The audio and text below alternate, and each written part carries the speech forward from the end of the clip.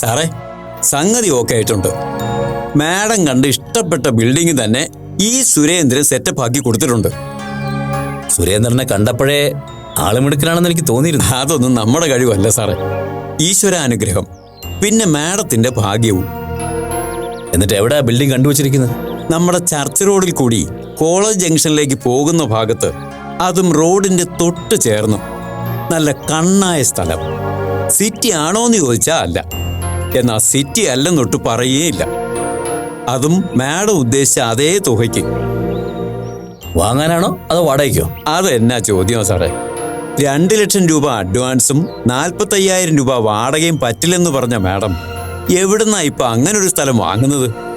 ഇത് വാടകയ്ക്ക് 1.5 അഡ്വാൻസും 25 വാടകയും. 2.30 ചോദിച്ചത്. പേശി നമ്മുടെ തൊണ്ടയിലെ വെള്ളം പറ്റിയെന്ന് പറഞ്ഞാൽ മതിയല്ലോ. ഏതായാലും സംഗതി സൂട്ടായി. ഇനി ദൈവം അനുഗ്രഹിച്ച് ബിസിനസ് പച്ച പിടിച്ച സാറ് പറഞ്ഞ പോലെ ചിലപ്പോ മാഡത്തിന് അത് വാങ്ങാനും പറ്റിയെന്നിരിക്കും. ഏതായാലും മാഡം നല്ല ഭാഗ്യമുള്ള ആളാ കേട്ടോ. അത് പിന്നെ അങ്ങനെ വേണമല്ലോ. അതെ, ഡീൽ ഓക്കെ ആണെങ്കിൽ മാഡം തന്നെ നേരിട്ട് എന്ന് പറയണമെന്നാ ബിൽഡിംഗ് ഓണർ പറഞ്ഞിരിക്കുന്നത്. ചുരുങ്ങിയത് 2-3 ദിവസത്തിനുള്ളിൽ വാടക ചീട്ട് എഴുതണം. അതിപ്പോ നേരിട്ട് പോയി പറയേണ്ട കാര്യമുണ്ടോ സുരേന്ദ്ര? വാടക ചീട്ട് എഴുതി സൈൻ ചെയ്യാൻ സമയത്ത് വന്നാ പോരെ? അയ്യോ, അത് പോരാ സാറേ. ഓരോരുത്തർക്കും ഓരോ നിർബന്ധമല്ലേ. ഞാൻ മാഡത്തിന് വിളിച്ചു പറഞ്ഞായിരുന്നല്ലോ. അല്ല, മാഡം റെഡി ആയില്ലേ? സുരേന്ദ്രനോട് നിൽക്ക്, ഞാൻ പോയി മാഡത്തെ പറഞ്ഞു വിടാം. ഓ, അതുപോലെ. ഓ, മതി.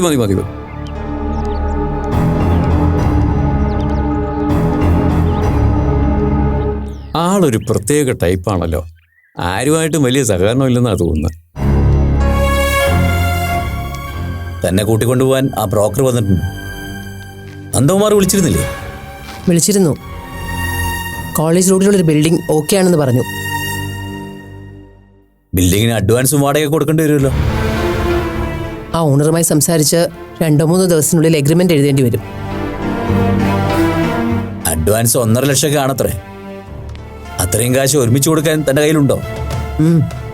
കൊടുത്തല്ലേ പറ്റൂ. എന്തെങ്കിലും കുറച്ചുകൂടി അഡ്ജസ്റ്റ് ചെയ്യാൻ പറ്റുമെന്ന് നേരിട്ട് കണ്ട് ചോദിക്കാമല്ലോ. അതിനു വേണ്ടിയാണ് ഞാൻ ഇപ്പോൾ പോകുന്നത്. എത്ര അഡ്ജസ്റ്റ് ചെയ്താലും മിനിമം ഒരു 1 ലാക്ക് അങ്ങ് കൊടുക്കേണ്ടി വരുമല്ലോ. അതുണ്ടാവോ കയ്യിൽ? അതൊന്നും ആലോചിച്ച് VP ടെൻഷൻ ആവണ്ട. പാർലർ ഒന്ന് റൺ ചെയ്തെടുക്കാനുള്ള കാശൊക്കെ ഞാൻ സംഘടിപ്പിച്ച് വെച്ചിട്ടുണ്ട്.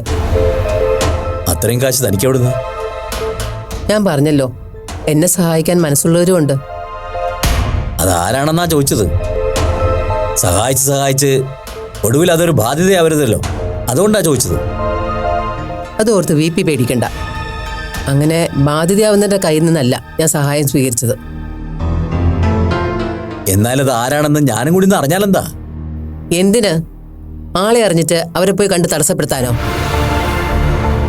അതെ, കാശ് VPക്ക് ഒരു ബേർഡൻ ആവുന്നുള്ള പേടിയാണെങ്കിൽ അതിൻ്റെ ആവശ്യമില്ല. കുറേശ്ശെ വീട്ടാമെന്ന് സഹായിച്ചവരോട് ഞാൻ പറഞ്ഞിട്ടുണ്ട്. അവരത് സമ്മതിച്ചതുമാ. ഞാൻ പോയിട്ട് വരാം. ടേംസ് ആൻഡ് കണ്ടീഷൻസ് ഓക്കെ ആണെങ്കിൽ ചിലപ്പോൾ 2 ദിവസത്തിനുള്ളിൽ അഡ്വാൻസ് ചെയ്യും. ബാക്കി എല്ലാ സൗകര്യങ്ങളും ഒത്തുവരികയാണെങ്കിൽ നെക്സ്റ്റ് മന്ത് തുടക്കത്തിൽ പാർലർ ഓപ്പൺ ചെയ്യാൻ പറ്റിയേക്കും. നല്ലത്. All the best. താങ്ക്സ്. എന്നാൽ ഞാൻ പോയിട്ട് വരാം.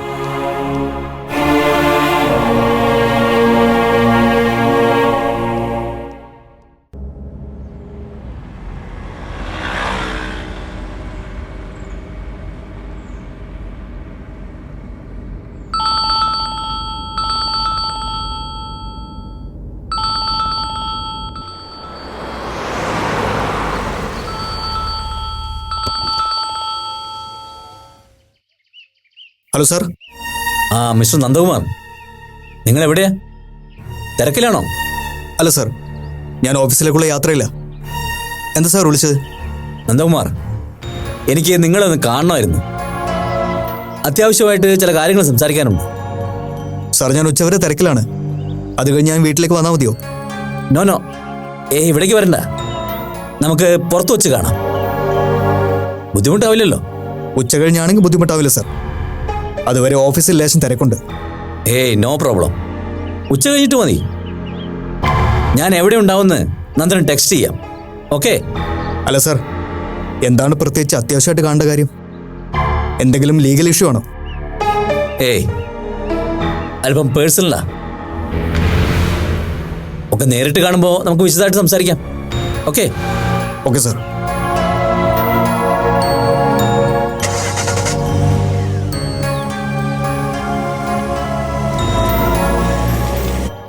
വക്കീൽ അങ്ങനെ പലതും പറയും. നീ അതൊന്നും കാര്യമാക്കാൻ പോകണ്ട മുരളി. എത്രയും പെട്ടെന്ന് ആ പയ്യന്റെ അച്ഛനെ കണ്ട് കാര്യങ്ങൾ രമ്യതയിൽ ഒത്തുതീർപ്പാക്കാൻ നോക്ക്. അല്ലേലേ സംഗതിയാകെ വഷളാകും, പറഞ്ഞേക്കാം. മോൻ അരച്ചട്ടമ്പിയാണെങ്കിൽ അപ്പൻ മുക്കാച്ചട്ടമ്പി ആയിരിക്കും. എന്തിനാ വെറുതെ അതുങ്ങളോടൊക്കെ മുട്ടി പല്ല് കളയാൻ പോകുന്നത്? നന്ദൻ പറഞ്ഞാലും കാര്യമുണ്ടമ്മേ. ഇപ്പം നമ്മൾ മാളുവിനെയും ജോബിനെയും ഓർത്ത് പേടിച്ച് പിന്മാറിയ പിന്നീട് അവർ ഇതൊരു അവസരമാക്കില്ലെന്ന് ആര് കണ്ടു? അതല്ല മുരളിയേട്ടാ, ഇപ്പൊ നമ്മൾ കേസിൽ നിന്ന് പിന്മാറാൻ തയ്യാറായി എന്ന് തന്നെ ഇരിക്കട്ടെ. ടീച്ചറുടെ അടുത്ത് പറഞ്ഞ പോലെ ആ പയ്യന്റെ അച്ഛൻ ഇനി വല്ല അക്രമവും കാണിച്ചാലോ? പോലീസിനകത്തൊക്കെ അവർക്ക് നല്ല പിടിപാടുണ്ടെന്നല്ലേ പറഞ്ഞത്? പിന്നെ സ്വാധീനം കാണാതിരിക്കുവോ അശ്വതി? അല്ലെങ്കിൽ ഇത്രയും ഗുരുതരമായി തെറ്റ് ചെയ്ത് രണ്ട് പീക്കിരി പയ്യന്മാരെ പോലീസ് വിചാരിച്ചാലാണോ പിടിക്കാൻ പറ്റാത്തത്? ഇതൊന്നുമല്ല, ആളിനാള് കാശിന് കാശും. അതുകൊണ്ടാ ഞാൻ പറഞ്ഞത് ഇവന്മാർക്ക് കൊല്ലും കൊലപാതകവും ഒന്നും ഒരു പുത്തരി അല്ലെന്ന്. എന്താ വേണ്ടെന്ന് ജോബിനോടും ഡേസി ടീച്ചറോടും കൂടി ഒന്ന് ആലോചിക്കായിരുന്നില്ലേ? ജോബിൻ വിളിച്ചിരുന്നു.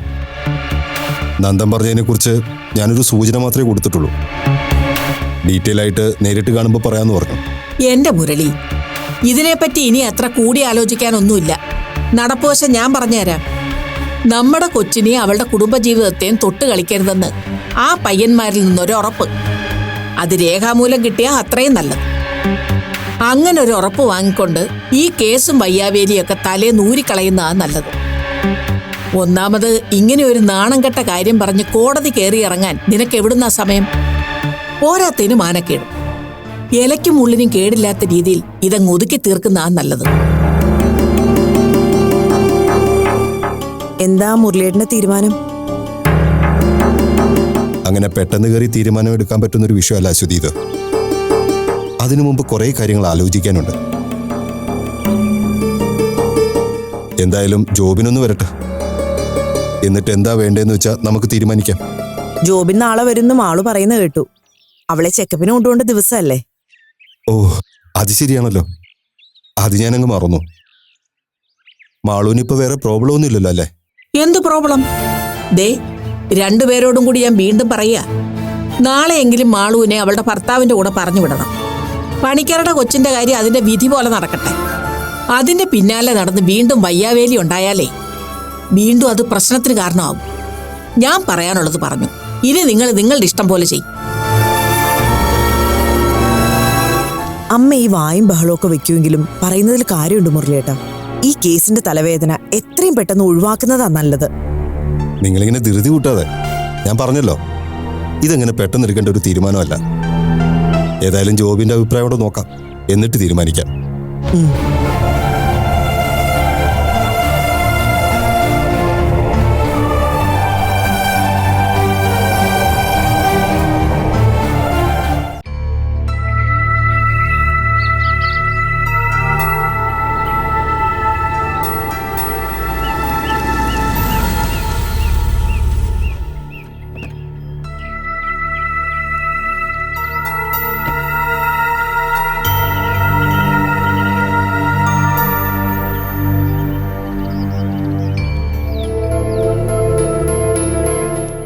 Extremely sorry sir.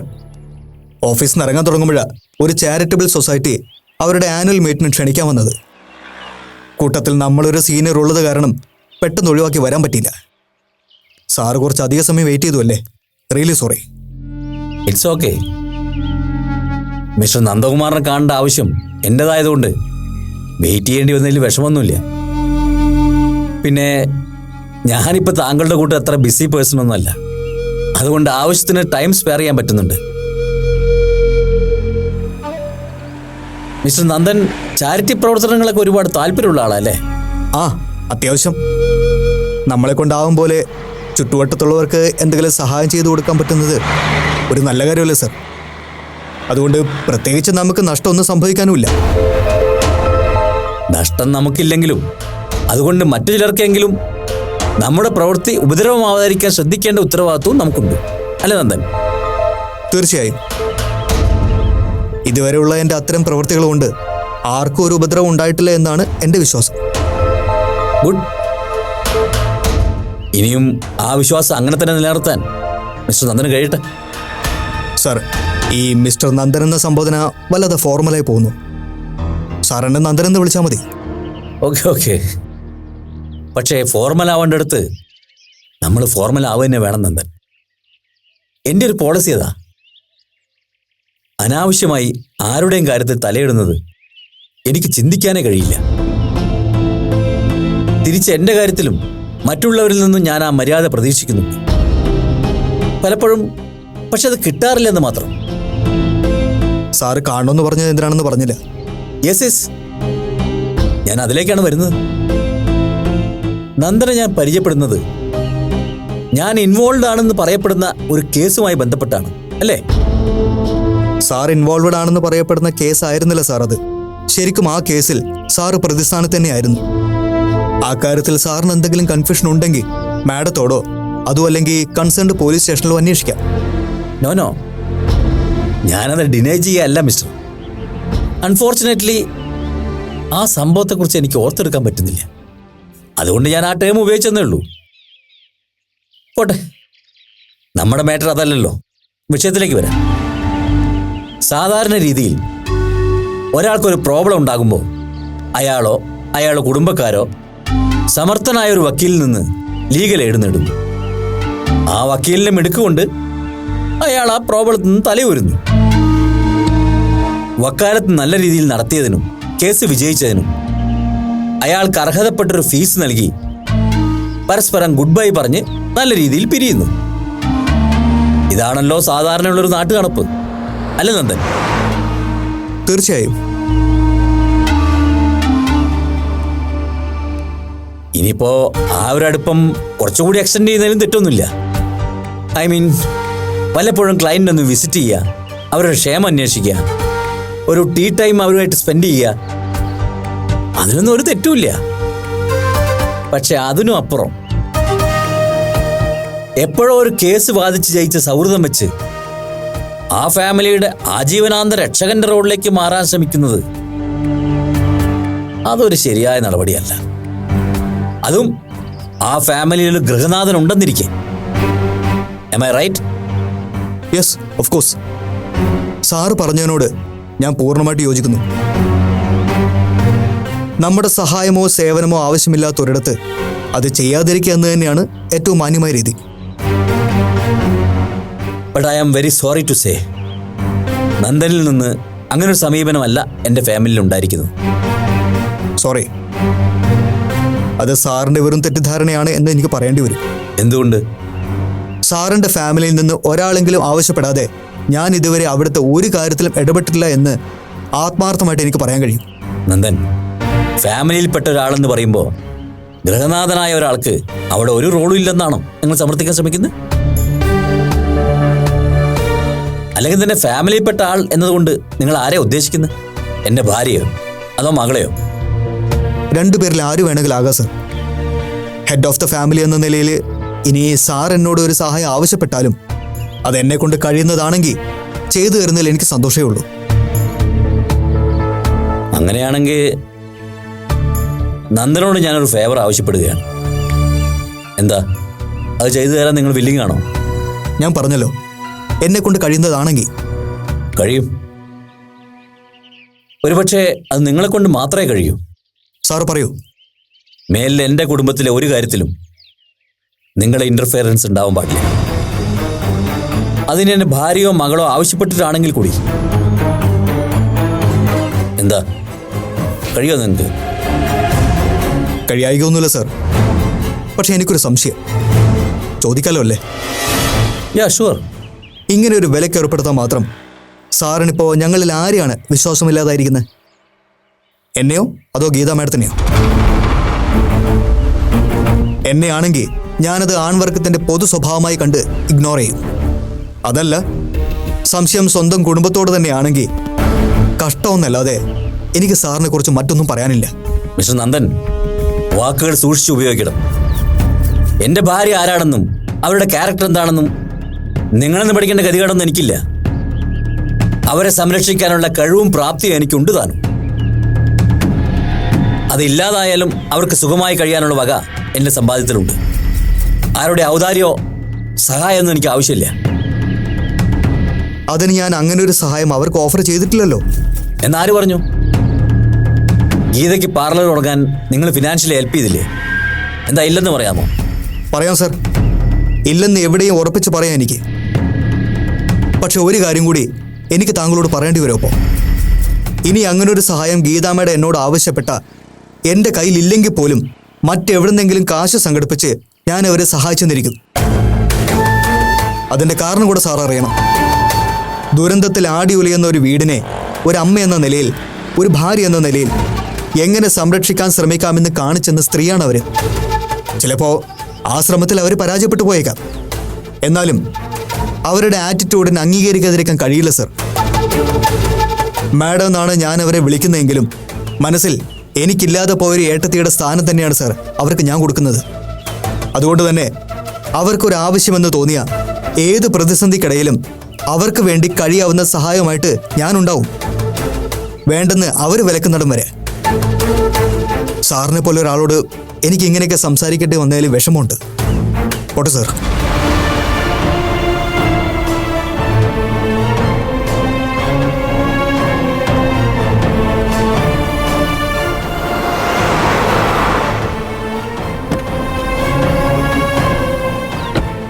ഇനി ഈ കാര്യത്തിൽ ആലോചിച്ച് സമയം കളയേണ്ട കാര്യമില്ല. അപ്പോ ഇപ്പൊ നിന്റെ സംശയങ്ങളൊക്കെ മാറിയില്ലേ? VP അങ്കിള് വളരെ സിൻസിയറായിട്ട് തന്നെയാ നിന്നെ തിരിച്ചു വിളിക്കുന്നത്.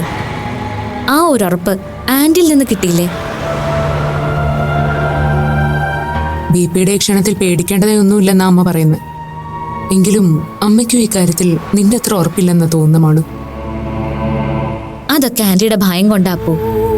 ഞാൻ ഇപ്പോഴും പറയുന്നു, നീ ഇപ്പൊ എടുക്കുന്ന ഈ റിസ്കിനേക്കാളും എന്തുകൊണ്ടും കുറവായിരിക്കും നീ വീട്ടിലേക്ക് മടങ്ങി വന്നാലുണ്ടാവുന്നത്.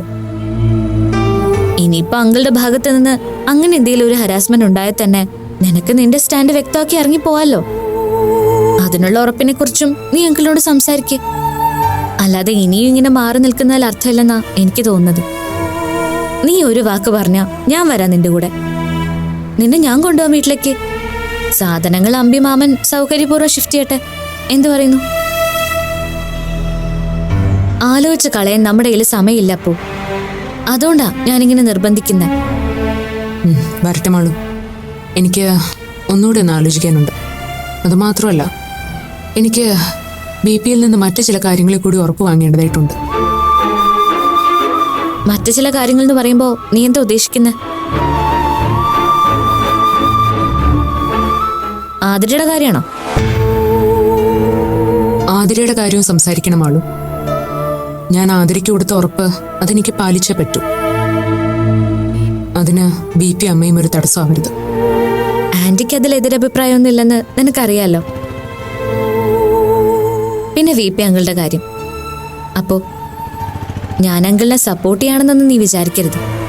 എന്നാലും ആ കുട്ടിയുടെ കാര്യം നീ ഇപ്പൊ അങ്കിളുടെ അടുത്ത് പ്രസന്റ് ചെയ്യാതിരിക്കുന്ന നല്ലത്. അതെന്താ?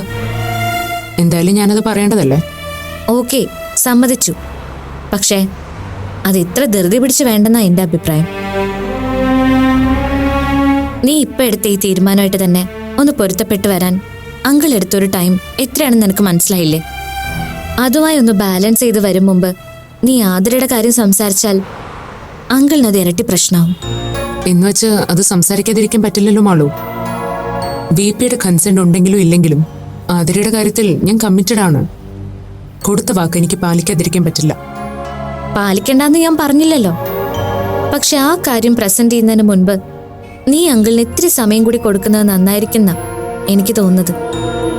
ആദ്യം നിന്റെ കാര്യത്തില് അങ്കിളുടെ മനസ്സൊന്ന് സെറ്റിൽ ആവട്ടെ, എന്നിട്ട് പോരെ. നിന്നെ എല്ലാ അർത്ഥത്തിലും ഒരു മകനായിട്ട് അക്സെപ്റ്റ് ചെയ്ത് നിന്റെ ഫാമിലി ലൈഫിനെ കുറിച്ച് VP അങ്കിൾ ഇങ്ങോട്ട് പറയുന്ന ഒരു നിമിഷം ഉണ്ടാവുമല്ലോ. ആ സമയം നമുക്ക് ആതിരയുടെ കാര്യം പ്രസന്റ് ചെയ്യാം. അതായിരിക്കും നല്ലതെന്ന് എനിക്ക് തോന്നുന്നപ്പോ. എന്തു പറയുന്നു നീ? നമുക്കിപ്പോ തന്നെ പോയാലോ? ഏതായാലും ഇപ്പൊ വേണ്ട മാളു. എന്റെ മനസ്സ് വല്ലാതെ കൺഫ്യൂസ്ഡാ. നീ പറഞ്ഞതിനെ പറ്റി എനിക്ക് ഡീറ്റെയിൽഡ് ആയിട്ട് ആലോചിക്കണം. മതി, ആലോചിച്ചാ മതി. വേണമെങ്കിൽ അമ്പിമാമനോട് ചോദിച്ച് ഒരു സെക്കൻഡ് ഒപ്പീനിയൻ കൂടി എടുക്ക്. അമ്പിമാമനും ഞാൻ പറയുന്ന രീതിയിൽ അവൻ ചിന്തിക്കുക. അപ്പോ നീ പറയും പോലെ നിന്റെ ലൈഫിലെ ഏറ്റവും പ്രധാനപ്പെട്ട ഒരു സമയമാണിത്. ആ സമയത്ത് നിന്റെ രക്ഷിതാക്കൾ നിന്നോടൊപ്പം വേണമെന്ന് നിന്റെ കൂടപ്പിറപ്പെന്ന നിലയിൽ ഞാൻ ആഗ്രഹിക്കുന്നു. ആ തിരിച്ചുവരവ് ആദ്യം നടക്കട്ടെ. അത് കഴിഞ്ഞ് നമുക്ക് ആതിരയുടെ കാര്യം പ്രസന്റ് ചെയ്യാം. അത് കഴിഞ്ഞ് മതി മുന്നോട്ടുള്ള പോക്കിനെ പറ്റിയുള്ളൊരു ഡിസ്കഷൻ. ഇനി അതല്ല, ആതിരയുടെ കാര്യം പ്രസന്റ് ചെയ്തേ പറ്റൂന്നാ നീ പറയുന്നതെങ്കിൽ ആയിക്കോളൂ. പക്ഷേ അതുമായി പൊരുത്തപ്പെടാൻ VP അങ്കിൾ ഇനിയും സമയമെടുത്താലോ? അത്രയും നാള് നിനക്ക് പുറത്തു നിൽക്കേണ്ടി വരില്ലേ? അതിന്റെ പേരിൽ ഇനി ജീവിതകാലം മുഴുവൻ പുറത്തു നിൽക്കേണ്ടി വന്നാലും ആതിരയുടെ കാര്യത്തിൽ ഒരു കോംപ്രമൈസിന് ഞാൻ തയ്യാറല്ല മാളു. തയ്യാറാവണമെന്ന് ഞാൻ പറഞ്ഞില്ലല്ലോ. VP അങ്കിളിനെല്ലാം ഡൈജസ്റ്റ് ആവാൻ ഇത്തിരി സാവകാശം, അത്രേ ഞാൻ ഉദ്ദേശിച്ചിട്ടുള്ളൂ. VP അങ്കിളിനെ നമുക്ക് നമ്മളുടെ വഴിയിൽ കൊണ്ടുവരാൻ പോ. നീ വെറുതെ അതോർത്ത് ടെൻഷൻ ആവണ്ട. ശരി, എന്തായാലും ഞാൻ നിന്നെ വിളിക്കാം. എന്നാ ഓക്കെ, നീ നന്നായിട്ട് ആലോചിക്കേ. ഒരു നല്ല തീരുമാനം എടുക്കാൻ നിനക്ക് പറ്റും.